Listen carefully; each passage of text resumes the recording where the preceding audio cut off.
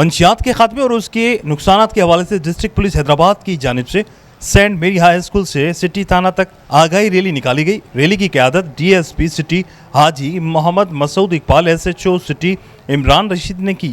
Rally میں بھائی Khan welfare ایسوسی کے جنرل سیکرٹری محمد یاسین آرائی، عمران سروردی، یوتھ ویلفیئر سوسائٹی کے جنرل سیکرٹری سید فہیم الدین، محمد اسماعیل شیخ ہارون، محمد حنیف شیخ، تعلقہ چیئرمین خان ویلفیئر کے Haji Abdulhamid Mitho, vice chairman Akram Shah Muzammil Arain, police, civil society, تعلیمی ادبی business community, N G Os اور مختلف مکتبہ فکر سے تعلق رکھنے والوں کی بڑی تعداد نے ریلی میں شرکت کی۔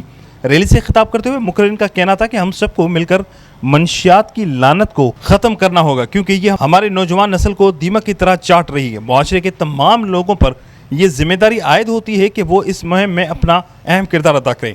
منشیات فروشوں کے خلاف بغیر کسی امتیاز کے آپریشن مزید تیز کیا جائے گا۔ اپنے بچوں کو منشیات کی لعنت سے محفوظ رکھنے کے لیے اپنے تمام تر وسائل پروئے کار لاتے ہوئے مختلف علاقوں اور تعلیمی اداروں میں آگاہی سیمینار منعقد کرائیں اور انہیں منشیات کے نقصانات سے آگاہ کریں۔